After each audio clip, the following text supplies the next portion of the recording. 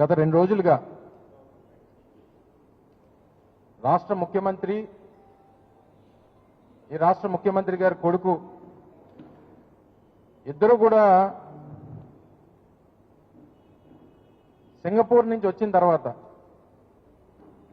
అక్కడ ఏమీ సాధించలేక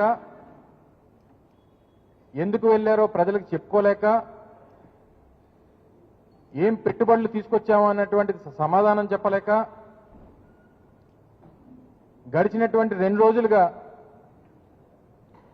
జగన్మోహన్ రెడ్డి గారి మీద వైఎస్ఆర్ కాంగ్రెస్ పార్టీ ప్రభుత్వం మీద గడిచినటువంటి గత ప్రభుత్వం మీద పడి ఆడవడం అనేటువంటిది గత 2 రోజులుగా చూస్తా ఉన్నాం. సహజంగా ఒక దేశ పర్యటనకు వెళ్ళినప్పుడు పెట్టుబడుల కోసం అని చెప్పినటువంటి రాష్ట్ర ముఖ్యమంత్రి గారు సహజంగా ఒక దేశ పర్యటనకు వెళ్ళి వచ్చిన తర్వాత రాష్ట్ర ప్రజలను ఉద్దేశించి సంబంధించినటువంటి విషయాలన్నీ కూడా చెప్పడం అనేటువంటిది సహజంగా జరిగేటువంటి సందర్భాలు. కానీ డిఫాక్టో సీఎంగా ఉన్నటువంటి కొడుకు వచ్చి విషయాలన్నీ కూడా చెప్తూ అక్కడ ఏం సాధించారో అన్నటువంటిది చెప్పుకోలేక తిరిగి జగన్మోహన్ రెడ్డి గారి మీద పడేయడం అనేటువంటిది నిన్న మొన్న చూసాం. అయితే ఆయన మాటలు చూసిన తర్వాత ఏమనిపించిందంటే బాప్ 1 నంబరీ బేటా 10 నంబరీ. పూర్వం నుంచి హిందీ సామెత మనందరికీ తెలుసు. అబద్ధాలు, కుట్రలు, కుతంత్రాలు, మా నాయకుడి మీద వేసేటువంటి అబండాలు ఇవన్నీ కూడా తండ్రిని మించిపోయి 10 రెట్లు తండ్రిని మించిపోయినటువంటి స్థానంలో కొడుకు ఉండడం అనేటువంటిది చాలా గొప్పతనం. ఒకప్పుడు ఆయన గత ప్రభుత్వంలో కొంత బరువు ఎక్కువ ఉండేవాడు 2014 నుంచి 19 వరకు. సరే, ఆయన మీద ఏదో తప్పుడు ప్రచారాలు చేశారు, బరువు తగ్గాడు. బరువు తగ్గితే బుద్ధి కూడా పెరుగుతుంది అనుకున్నా. అబ్బే, బరువు మాత్రం తగ్గాడు తప్ప బుద్ధి మాత్రం ఎక్కడ పెరగలేదు.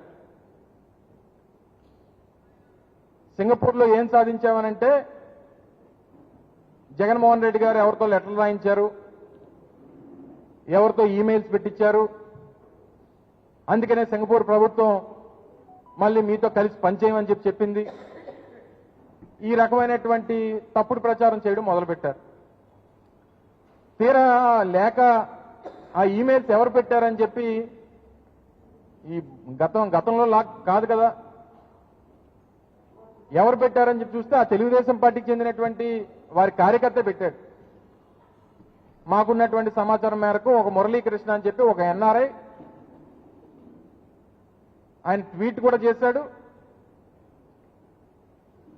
మరి దాన్ని తీసుకుని వచ్చి వైఎస్ఆర్ కాంగ్రెస్ పార్టీకి చెందినటువంటి నాయకులు ఎవరో మురళీకృష్ణ పెట్టారట. ఆ మురళీకృష్ణ అనేటువంటి వ్యక్తికి వైఎస్ఆర్ కాంగ్రెస్ పార్టీకి సంబంధం ఉంది కాబట్టి మన రాష్ట్ర ప్రతిష్టని దిగజార్చారు అనేటువంటి మాటలు కొడుకు చెప్తా ఉన్నాడు. అసలు వీరు ఏమనుకుంటున్నారంటే ఈ ఆంధ్ర రాష్ట్రం అనేటువంటిది నారావారి రాజ్యంలాగా, వారి సామ్రాజ్యంలాగా, చంద్రబాబు నాయుడు గారు ఏమో దానికి రాజులాగా, ఈయన యువరాజులాగా ఫీల్ అవుతా ఉన్నారు. అంటే ఈ రాష్ట్రంలో మనం గొప్పగా చెప్పుకునేటువంటి ప్రపంచంలోనే అతిపెద్ద ప్రజాస్వామ్యం అని చెప్పుకునేటువంటి భారతదేశంలో ఉన్నటువంటి ఆంధ్రప్రదేశ్ రాష్ట్రానికి భారతదేశ ప్రజాస్వామ్యానికి సంబంధం లేదు. ఇక్కడ ఏ చట్టం చేసినా, ఏమి అమలు చేసినా, ఏం మాట్లాడినా, ఏ కార్యక్రమాలు చేసినా అది మా నారావారి రాజ్యాంగం, రెడ్ బుక్ రాజ్యాంగం అనేటువంటి విధంగా వీరు మాట్లాడుతున్నటువంటి తీరు మనం చూస్తా ఉన్నాం. ఆయనే నిన్న మాట్లాడుతూ చెప్పారు. ఏం చెప్పాడు? 95 నుంచి మా నాన్నగారికి సింగపూర్తో సంబంధాలు ఉన్నాయని. మేము కూడా అదే చెప్పాం, మేమేం తప్పు చెప్పలేదే. గతంలో 3 రోజుల క్రితం నేను మాట్లాడినప్పుడు కూడా అదే చెప్పా. మీ నాన్నగారికి సింగపూర్తో సంబంధాలు ఉన్నాయనే చెప్తున్నాం. దాన్ని మీరు రాటిఫై చేశారు. సరే, ఎన్నిసార్లు వెళ్ళారంటే 58 సార్లు వెళ్ళారు 95 నుంచి 2025 వరకు. అంటే 30 సంవత్సరాల్లో 58 సార్లు వెళ్ళారు. అందరూ ఏమనుకున్నారు, పెట్టుబడులు పెట్టడానికి వెళ్ళారు, పెట్టుబడులు తీసుకురావడానికి వెళ్ళారని చెప్పి పెట్టుబడుల కోసం అంటే ప్రజలు ఏమనుకుంటారు, పెట్టుబడులు తీసుకురావడానికి వెళ్ళారనుకుంటారు. తప్పు. ఈయన సంపాదించినటువంటి అవినీతి సొమ్ముని పెట్టుబడులు పెట్టడానికి వెళ్ళాడు సింగపూర్ ఆయన.